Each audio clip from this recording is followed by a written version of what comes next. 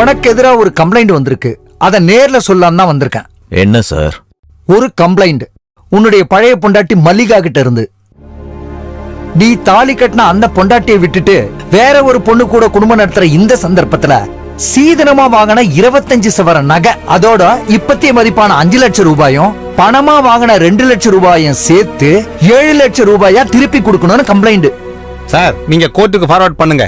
கேஸ நாங்க பாத்துக்கிறோம். இப்ப நீங்க கிளம்புங்க. கருத்து சொல்றதுக்கு நீ யாரா? மெம்பர் வேலையை பார்த்தா போதும், போலீஸ் வேலை நீ பார்க்காத.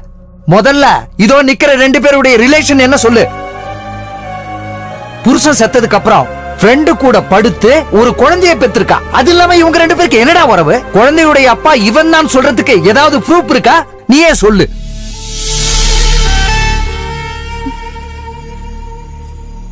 கொஞ்சம் நில்லு.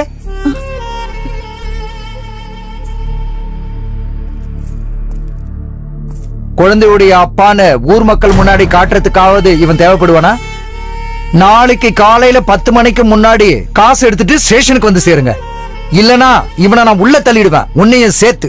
இம்மாரல் டிராபிக், விபச்சார வழக்கு. புரிஞ்சுதா உங்களுக்கு?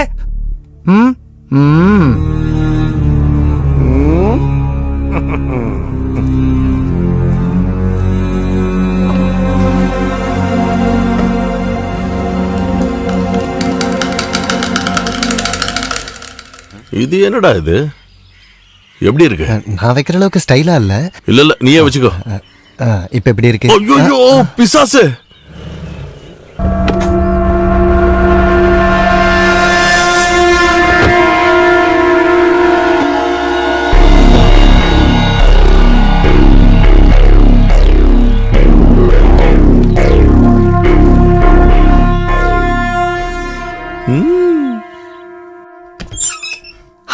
வந்துட்டியே. இதான் பங்க்சுவாலிட்டி. நான் நினைச்ச மாதிரி இல்ல. நீ பொறுப்பானவதான்னு இப்ப புரியுது. உட்காரு உட்காரு உட்காரு. இந்தா, நீ கேட்ட 7 லட்சம் அவர்கிட்டே கொடுத்துரு. கொஞ்ச நாள் என் கூட படுத்தால, அதோட கூலி. போய் கொடுத்துருங்க. கொஞ்சமாவது மரியாதையா பேசுறா. இதுக்கு மேல எனக்கு மரியாதை கொடுக்க தெரியாது. இந்த விளையாட்டுல உங்களோட ரோல் என்னன்னு எனக்கு தெரியல. பணம் தான் வேணும்னா சொன்னா போதும். பணம் இறங்கி படவில்ல. இந்த யூனிஃபார்ம் வெளியில நிக்கிற அசல் ஊர்காரனையும் நினைச்சுதான் இப்படி பேசுறீன்னா ஞாபகம் வச்சுக்கோ. இது ரெண்டும் எப்பயும் நிரந்தரமா இருக்கு. பாரதேசிடாய, என்ன வெறுப்பேத்திரியா? அப்படி உங்களுக்கு தோணுதுன்னா அத நான் மறுக்க விரும்பல. வாடா. காசு தந்ததால வருத்தம்.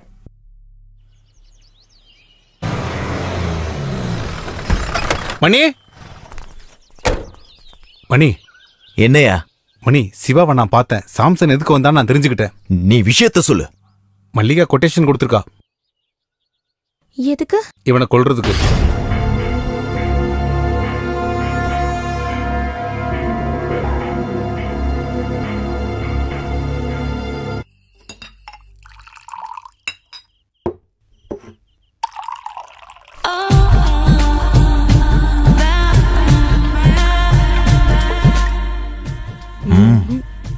பெண்ணுக்கு போதையே ஆண்கள் தான்.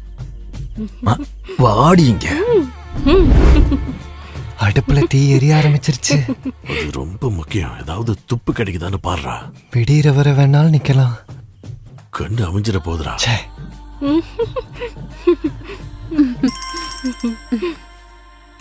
நிம்மதியை கெடுக்கனே இருக்கா? போத்திக்கிட்டு தூங்க கூடாதா? நிர்மலா தானே? என்னடா இவ்ளோ சீக்கிரம் போர் அடிச்சிருச்சா? இப்ப அவ புதையல் காக்குற பூதம் அதெல்லாம் என்கிட்ட ஒரு நாள் வரும். அதுவரை அவ பண்றதெல்லாம் பொறுத்துக்கணும். அது வரைக்கும் நீ உயிரோட இருப்பியான்னு எனக்கு சந்தேகம். மல்லிகா கூட வந்திருக்கனுக்கு உன்னை கொல்ல கொட்டேஷன் தந்தது நீ தானே சொன்ன? காசு கொடுக்க உயிரோட இல்லனா அப்புறம் என்ன கொட்டேஷன்? பிரச்சனை ஆயிடுச்சுல்ல. இதனோட நமக்கு பிரச்சனை.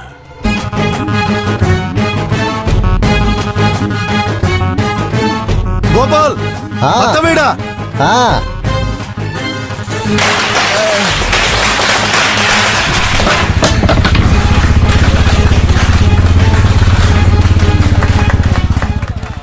செட் பண்ணவா? கண்டிப்பா.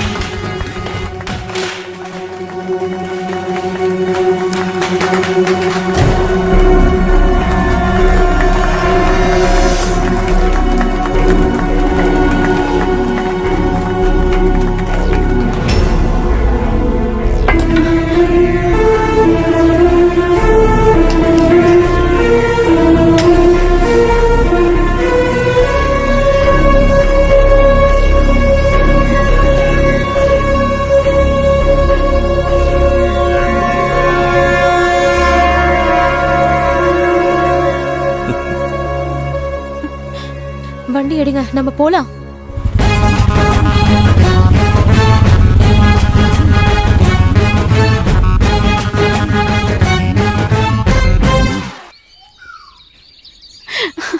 எனக்கு அது ரொம்ப பிடிச்சு போச்சு. இதோட அவளோட மன நிம்மதி அடியோட போயிடும்னு எனக்கு தெரியும்டி. நீ வேற ஏதாவது சொல்ல.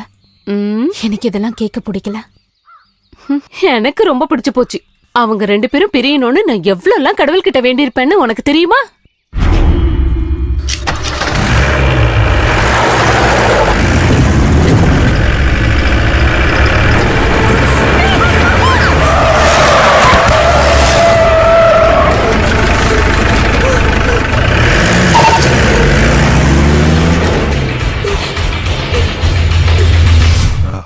இன்னைக்கே முடிஞ்சிருக்க வேண்டியது. அந்த டிரைவருடைய கையாளாகாதத்தனம். பிரச்சனை இல்ல சிபி, என் வண்டி இனிமே ஓடும். அதுலதான் அடிபட்டு சாவாங்க. ஒன்னு அவன் இல்ல அவ.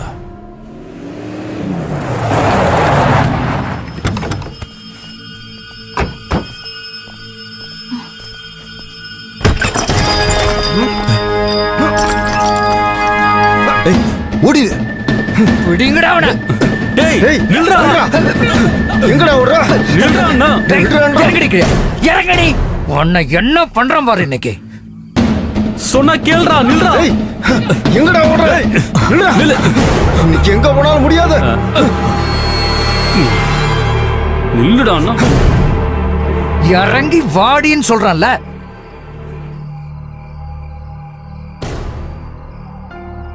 ஊர்ல விபச்சாரம் நடக்குதுன்னு கம்ப்ளைண்ட் வந்தா விசாரிக்காம இருக்க முடியாதுல்ல. அன்னைக்கு நீ சொன்ன மாதிரி என்கிட்ட பதவி இருக்கிற வரைக்கும். அதனால நீ வந்து வண்டியில ஏறு.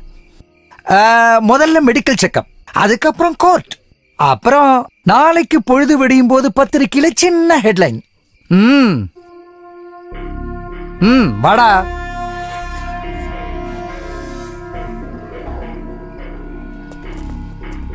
நான் திரும்பி வருவேன். I am waiting.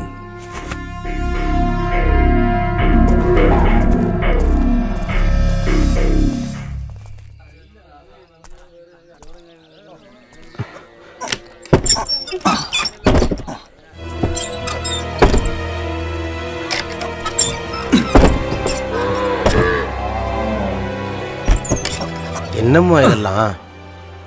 நான் இந்த கடையை மூட போறேன். எல்லாரும் வண்டி சாவியை கொடுத்துட்டு காசு ஏதாவது வர வேண்டியதுன்னா வாங்கிட்டு போங்க. இப்படி திடீர்னு? இது என்னோட கடை. இது எப்ப மூடணும்னு நான் முடிவு பண்ணுவேன். நீங்க இவங்களுக்கு சேர வேண்டியதெல்லாம் கொடுத்து அனுப்பிடுங்க. வேண்டாம், எடுக்க வேண்டாம். எல்லா தொழிலும் இன்னையோடு நிப்பாட்டுறேன்.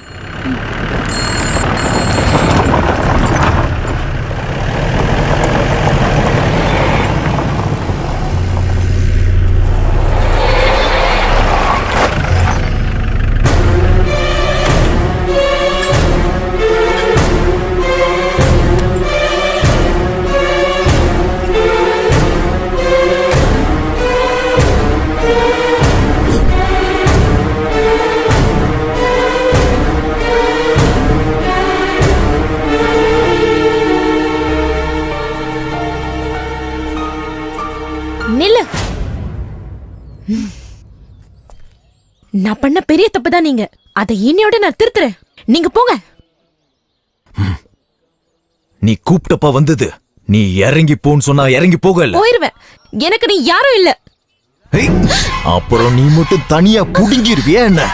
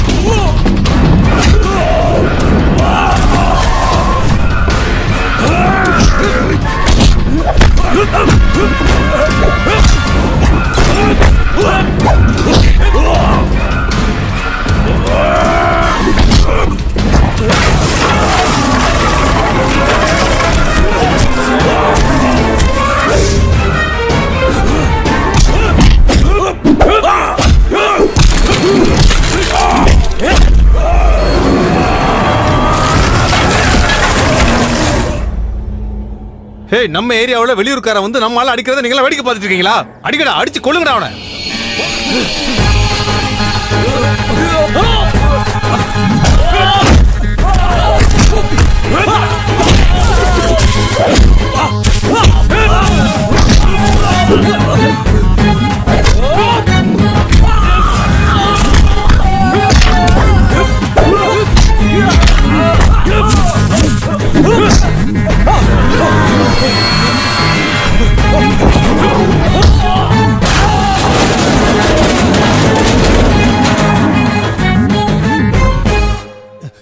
கொஞ்சம் நில்லுங்கண்ணே. அர்ஜென்டா ஒரு மீட்டிங் இருக்கு, நான் போயிட்டு வரேன். போனா போது திரும்ப வர வேண்டாம். இல்லனா கமிட்டி போட்டு உனக்கு நான் பால் ஊத்திடுவேன். கடவுளே, நல்ல வேளை.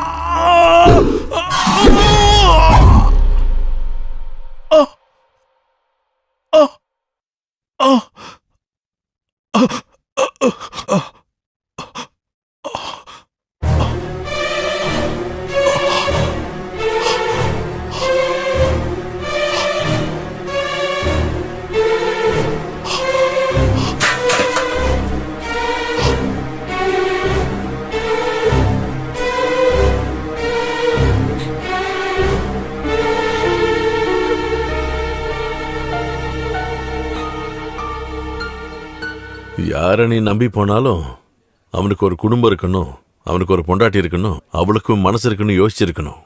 சொந்த பொண்டாட்டியை ஏமாத்தினவன் உன்னை ஏமாத்த மாட்டான்னு நீ எப்படி நினைச்ச?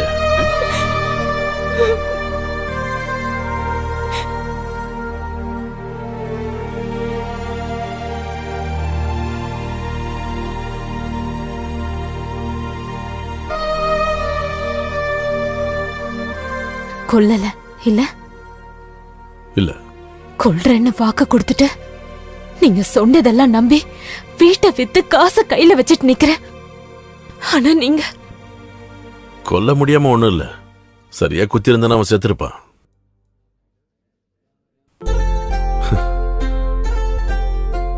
புழல் ஜெயில்ல 4 செவத்துக்குள்ள எந்த சொந்த பந்தமும் இல்லாம இருந்துகிட்டு இருந்தோம். இப்ப நாம கொஞ்சம் நெருக்கமாயிட்டோம். மறுபடியும் ஒரு தப்பு பண்ணிட்டு மறுபடியும் ஜெயில கறந்து வாடணுமா சொல்லு? நடந்ததெல்லாம் மறந்துட்டு ஏதாவது டீசென்டான தொழிலை செஞ்சு சந்தோஷமா வாழணும்னு உனக்காகவே நான் இருக்கணும்னு முடிவு பண்ணிட்டேன்.